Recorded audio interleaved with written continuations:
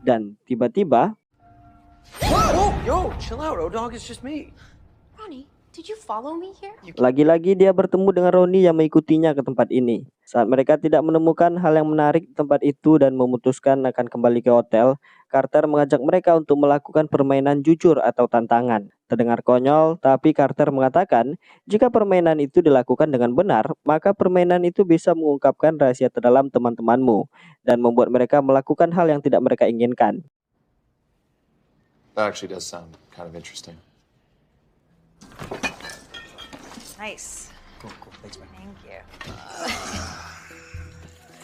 Olivia, truth or dare? Woo! Terdengar cukup menantang yang membuat mereka tertarik, permainan pun dimulai. Mereka saling lempar pilihan, mengikuti putaran yang ada, dan sebagian dari mereka memilih jujur dan memilih tantangan, di mana permainan berjalan dengan sangat sportif. Okay, guys, I promise. Saat mereka semua sudah mendapatkan giliran, pilihan pun diberikan kepada Carter. Carter memilih jujur. Penelope memberikan pertanyaan kepadanya, apa yang kamu harapkan saat pertama kali melihat Olive? Carter menjawab, aku memilih seseorang yang memiliki banyak teman yang bisa kuperdaya untuk datang ke tempat ini. Saya tahu Olive adalah orang yang penurut untuk dijadikan sasaran yang mudah. Kubawa kalian ke sini untuk memainkan permainan ini karena aku tidak peduli jika orang lain mati asalkan aku bisa hidup. Sorry, but you should have told me to piss off. What the hell? Jawaban yang penuh makna diberikan oleh Carter. Olive pun menanyakan maksud dari jawabannya tersebut. Dan Carter hanya meminta maaf dan mengatakan kalau permainan ini nyata. Dia akan mengikutimu kemanapun kalian pergi. Katakanlah yang sejujurnya jika kalian tidak ingin mati. Dan lakukan tantangannya jika kalian ingin hidup.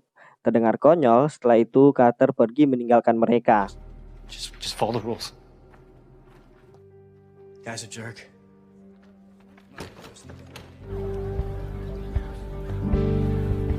Singkat cerita, di hari pertama memulai aktivitas normal setelah liburan, Olive melihat tulisan True Order di mejanya. Olive berpikir itu hanyalah keusilan teman-temannya dan sampai di rumah, Olive membaca tulisan yang sama dari majalah yang dibawanya. Masih tak terlalu menghiraukan pertanyaan itu, di hari yang berbeda pertanyaan itu kembali muncul dari goresan yang ada di mobilnya. Dia hampir melihat pertanyaan yang serupa di setiap benda yang ia temui. Tapi Olive malah menuduh Ronnie yang berada di tempat itu yang telah melakukan goresan tersebut. Walaupun Ronnie mengatakan tidak ada goresan apapun di pintu mobilmu. I am so lost right now. What are you talking about? You- You're a little crazy, but you know what? I actually happen to like crazy. Do you want to maybe get a drink Just leave me sometime? alone, okay? Dengan kekesalannya, Olive mencari Marky ke perpustakaan. Hey, Olivia. Truth or dare? What did you say? Di sana dia dikelilingi oleh semua siswa yang menanyakan pertanyaan yang sama sampai dia memilih salah satu dari pertanyaan tersebut. Truth or dare? Truth or dare? Truth or dare? Truth or dare? Truth or dare? Truth or dare? Stop! Olive memilih jujur. Mereka mengajukan pertanyaan, rahasia apa yang disembunyikan oleh sahabat baikmu? Karena panik, dengan spontan Olive menjawab, Marky selalu menyelingkuhi Lucas setiap saat. What secret does your best friend make you hide? Marky's constantly cheating on Lucas!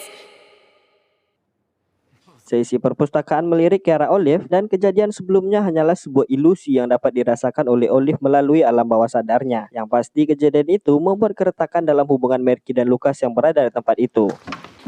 Lucas. Wait. Marky, I don't know what's going on. I'm serious. I'm seeing things. Touch me again and I'll break that hand.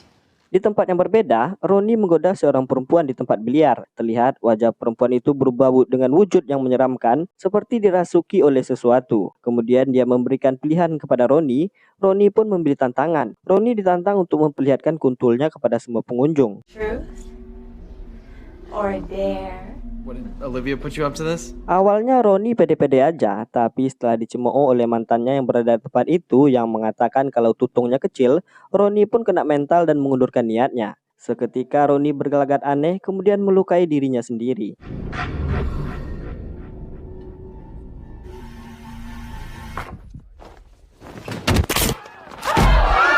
Sementara itu, Olive masih menjelaskan semua kejadian yang dialami kepada sahabat-sahabatnya. Walaupun masih sulit dipercaya, saat bersamaan mereka menerima kiriman video aksi Ronnie dan berita kematiannya. Video itu seharusnya bisa memperkuat pernyataan Olive, sekaligus kematian itu bisa menjadi bukti nyata bagi mereka jika tidak memainkan permainan itu dengan benar. It's the game. Sedangkan Lucas yang merasa kecewa kepada Merky dan Olive membaca pertanyaan yang sama melalui coretan mural di jalanan. Lucas mengabaikan pertanyaan itu, kemudian pertanyaan itu kembali muncul melalui urat-urat pergelangan tangannya yang membuatnya merasakan kesakitan sampai ia memilih salah satu dari pertanyaan tersebut. Setelah mengalami hal yang sama, dia menelpon Olive mengatakan dia mempercayai semua yang dialami oleh Olive sekaligus memberikan jawaban dari pertanyaan yang ia terimanya. Pertanyaan itu berupa bagaimana perasaanmu kepada Olive. Dia mengatakan dia sayang Olive, cinta Olive, dan sangat ingin melakukan cikidi papau kepada Olive. Next to her. Mereka semua kembali berkumpul dan berusaha meyakinkan teman-teman mereka, tapi Tyson adalah orang yang sangat tidak percaya dengan permainan ini. Mereka berusaha meyakinkan Merky karena menurut putaran selanjutnya adalah giliran Merky. Di saat bersamaan, Merky menerima pesan True Order dari nomor yang tidak dikenal. Dengan penuh keraguan, Merky memilih tantangan dan dia ditantang untuk memenuhi janjinya yang ingin mematahkan tangan Olive. Dare you to follow through with your promise. Break Olivia's hand. Olive yang yakin dengan permainan itu memaksa Merky agar melakukan tantangan tersebut. Oh, don't tell me you're a fucking coward like your dad. We gotta go to the hospital, okay? Come on. Sesampainya di rumah sakit, Brad menerima pilihan yang disampaikan oleh mayat. Sekali lagi, pertanyaan ini hanya dapat dilihat oleh pemain melalui alam bawah sadar mereka. Dari pertanyaan yang didapat, Brad diminta jujur mengakui dirinya pecinta sesama jenis kepada ayahnya sendiri. I want the truth. Menurut giliran selanjutnya, mereka pun menghampiri Tyson yang sedang sidang mata kuliahnya. Dalam wawancara tersebut, dosen pembimbing tiba-tiba bertanya True Order kepada Tyson. Truth or dare?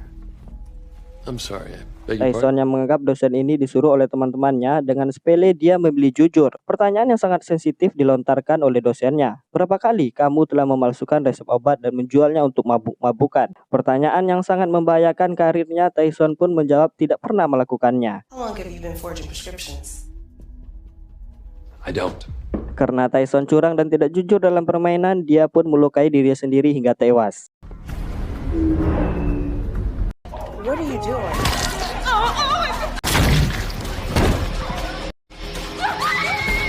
Masih dalam suasana berduka, mereka pulang dan memutuskan untuk tetap bersama, di mana Penelope diminta untuk beristirahat menenangkan dirinya. Dan menyadari permainan ini tidak ada ujungnya, mereka mencari di internet menggunakan kata kunci yang berkaitan dengan permainan tersebut, sekaligus mencari sosial media Carter sebagai orang yang menyeret mereka ke dalam permainan ini. Mereka menemukan rekaman CCTV amatir gadis di awal cerita saat membakar pengunjung di supermarket sebelumnya, dan diketahui gadis itu bernama Giselle, berstatus buronan yang belum ditemukan oleh kepolisian. Dari foto media sosialnya memperlihatkan kalau Giselle adalah orang yang berkaitan dengan Carter. I just found her on Facebook. Any other photos? Look on her wall. Maybe he posted. Mereka membuat akun fake untuk mengirim pesan kepada Giselle dan menanyakan tentang permainan yang menerima mereka saat ini. We're playing the game too. Di dalam kamar, Penelope terbangun untuk meminum sebotol vodka. Dia mendapat giliran untuk memilih jujur atau tantangan.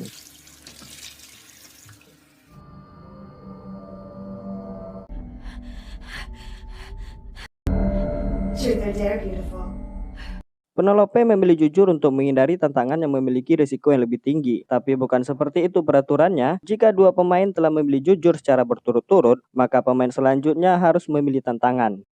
Guys, come outside. Now! Tak lama kemudian, Merky dan yang lain menyadari Penelope telah menjalankan tantangan mengelilingi atap sampai menghabiskan sebotol minuman di tangannya. Mereka berusaha memberikan bantuan untuk menyelamatkan Penelope dari ketinggian tersebut. Oh, hey, Penelope! No, don't get too close. If I cheat, if I don't do the dare. I know.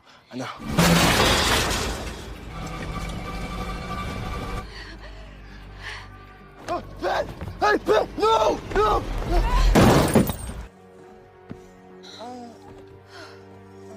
Is this my bed?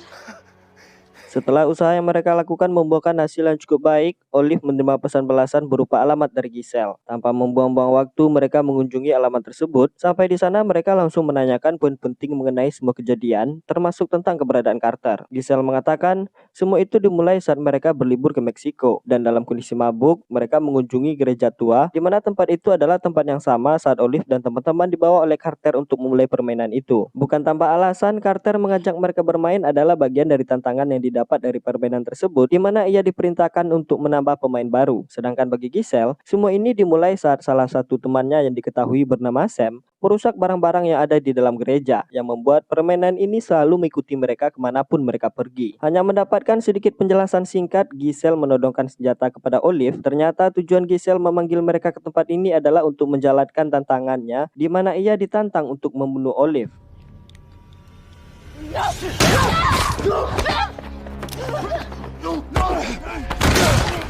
Karena tembakannya mengenai Pen, dia pun dianggap gagal, kemudian seperti dirasuki oleh sesuatu dan menembak dirinya sendiri.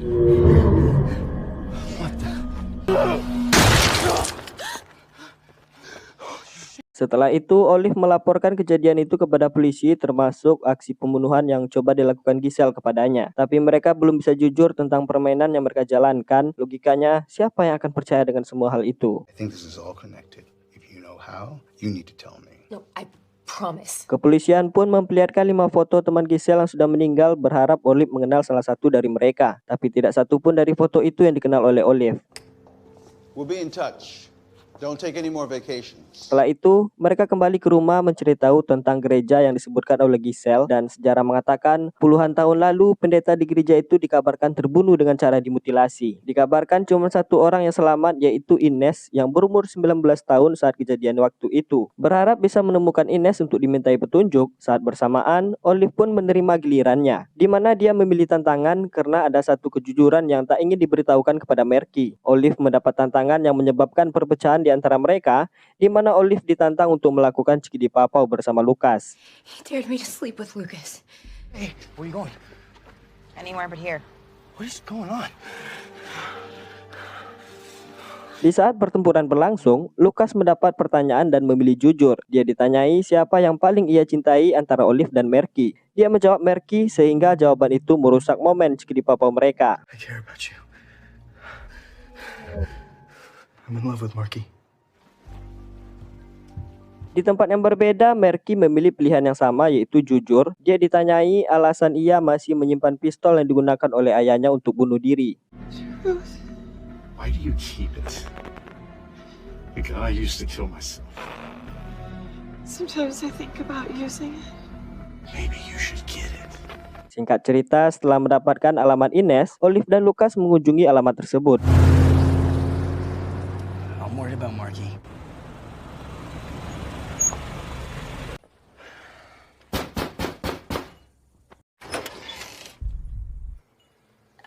Can I help you? Sorry, we're looking for Inez, right? She's my grandmother. I watch after her. We were just wondering if we could speak to her. She speaks to no one. Kedatangan mereka disambut oleh cucu Ines yang mengatakan neneknya sudah tidak pernah berbicara 50 tahun lamanya. Olive meminta cucunya memperlihatkan foto kebersamaan mereka di gereja waktu itu dan mengatakan kepada neneknya sebagian dari mereka sudah meninggal. Our friends are dying just like hers did. We just need a few words. She might see you, but she will not speak to you.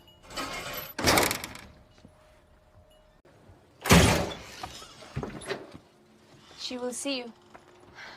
Kurang lebih sudah 1 jam lamanya mereka menunggu, mereka dipersilakan masuk. Ines menjawab semua pertanyaan mereka dengan catatan, menceritakan awal mula semua itu terjadi. Dahulu kala, gereja itu adalah tempat biara wanita muda menemui Tuhan. Saat umur Ines yang masih kecil waktu itu, dia sering diajak bermain petak umpat oleh si pendeta bersama teman-temannya. Saat si pendeta berhasil menemukan mereka, maka mereka akan jadi milik si pendeta. Permainan itu sudah seperti penderitaan bagi mereka, hingga salah satu dari mereka atau Ines dan kawan-kawan mengaku memiliki mantra yang bisa memanggil iblis. Iblis itu bernama Deluk. Mereka pun berusaha mempraktekkan mantra tersebut, dan iblis yang bernama Deluk itu memasuki permainan mereka yang menyebabkan si pendeta terbunuh dengan cara terpotong-potong. Jadi permainan yang dimasuki oleh iblis ini awal mulanya adalah peta umpan. Dan yang mengendalikan permainan ini termasuk memasuki mereka waktu mereka tidak berhasil menjalankan tantangan atau mencoba berbohong adalah Deluxe. Sedangkan alasan Ines masih bisa selamat dan keluar dari permainan tersebut, Ines mengatakan siapa yang memulai dialah yang mengakhiri. Ines memberikan mantra yang harus dibaca 7 kali berturut-turut untuk menyegel iblis itu ke dalam tong yang berlogo tengkorak, di mana tong itu sama seperti tong yang berbau busuk yang ditemukan oleh Olive saat memasuki gereja waktu itu. Sedangkan bau busuk itu berasal dari potongan lidah yang berada di dalam tong tersebut. Cara kerjanya, si pembaca mantra harus memotong lidahnya sendiri, kemudian memasukkan potongan lidahnya itu ke dalam tong, dan dengan cara demikianlah iblis itu akan masuk secara bersamaan. Dan itulah alasan Ines tidak bisa berbicara, karena dialah yang telah memulai dan memanggil iblis itu untuk pertama kalinya.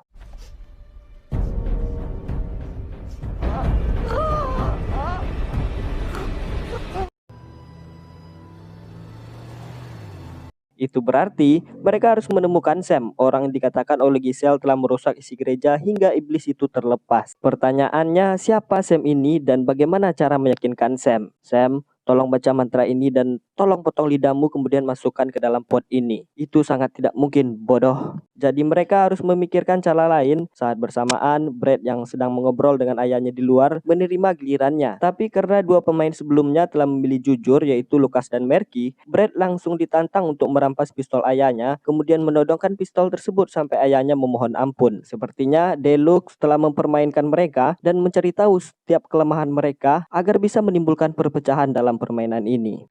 I dare you to steal his gun and make him beg for his life. I need you to beg for your life. The hell are you? Sedangkan respon dari sang ayah yang sangat lambat, kejadian itu dilihat oleh polisi lain kemudian menembaknya hingga tewas. Get up and down the gas! Get a paramedic!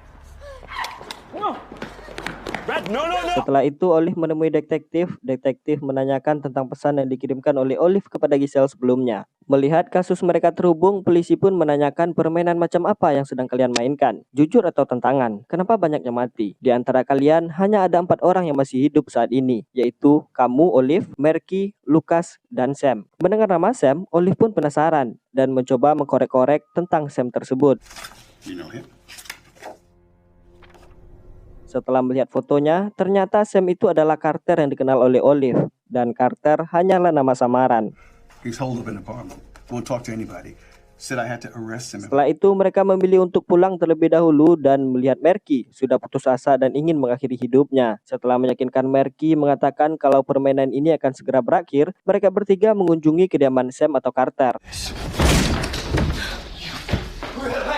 Mereka berusaha meyakinkan Sam dan mengajak Carter untuk kembali ke gereja mengakhiri permainan ini, tapi tidak mengatakan kalau Sam harus memotong lidahnya.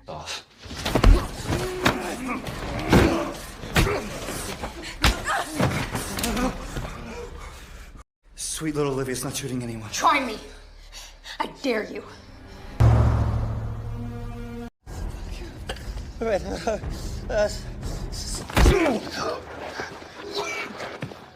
Mereka pun kembali mengunjungi gereja sebelumnya. Setelah semua disiapkan, Carter diminta untuk membaca mantra yang diikuti dengan goncangan kencang setiap kali bacaan itu berakhir.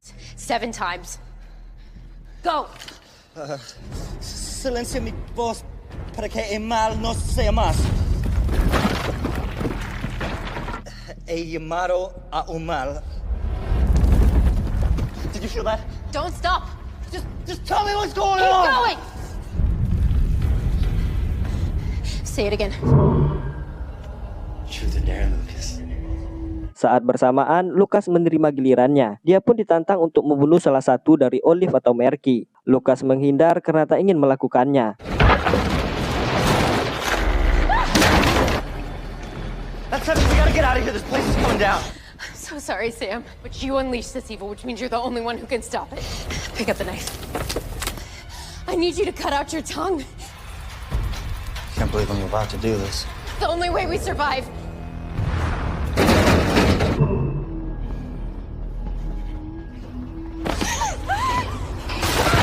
Saat bagian terakhir atau pemotongan lidah yang dilakukan oleh Carter, Lucas merampas pisau itu yang secara tidak langsung membuat Carter terbunuh. Kemudian membunuh dirinya sendiri karena menolak menjalankan tantangannya.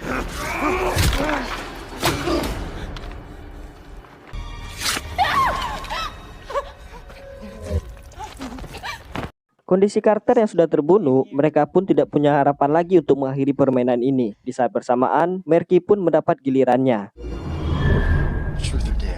Olive meminta Merky agar memilih tantangan, kemudian menolak melakukan tantangan itu untuk memancing iblis yang bernama Deluxe tersebut memasuki jiwa Merky. I won't do it. Karena Merky menolak melakukan tantangan tersebut, iblis Deluxe menguasai jiwa Merky, mengambil 9 pistol untuk mengakhiri hidupnya sebagai ngejaran telah menolak melakukan tantangan itu. Senjata itu dirampas oleh Olive dan tembakan itu tidak sengaja mengenai bahunya. Secara tidak langsung tantangan itu pun terlaksanakan. Kemudian Olive memberikan pilihan kepada iblis Deluxe yang masih berada di dalam jiwa Merky. Your turn. Truth or dare?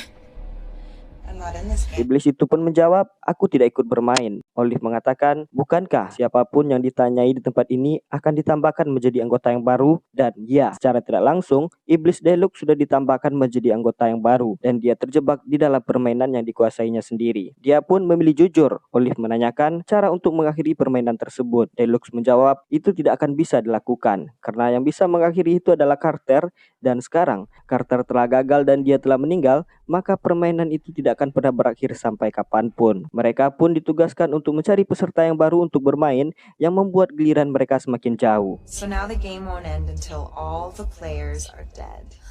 Singkat cerita, karena tak punya pilihan lain, Olive membuat video di dalam gereja tersebut yang diupload di channel YouTube-nya untuk melibatkan lebih banyak orang dalam permainan tersebut. I'm so sorry, but I have to ask you. And it can come from anyone. Truth or dare? Dan cerita pun berakhir. Jangan lupa tulis di kolom komentar rekomendasi film yang akan dirangkum oleh sarjana yang selanjutnya. Oke, Rek Bumi, sampai jumpa di video selanjutnya. Truth or dare? Truth or dare? Truth or dare? Truth or dare? Truth or dare?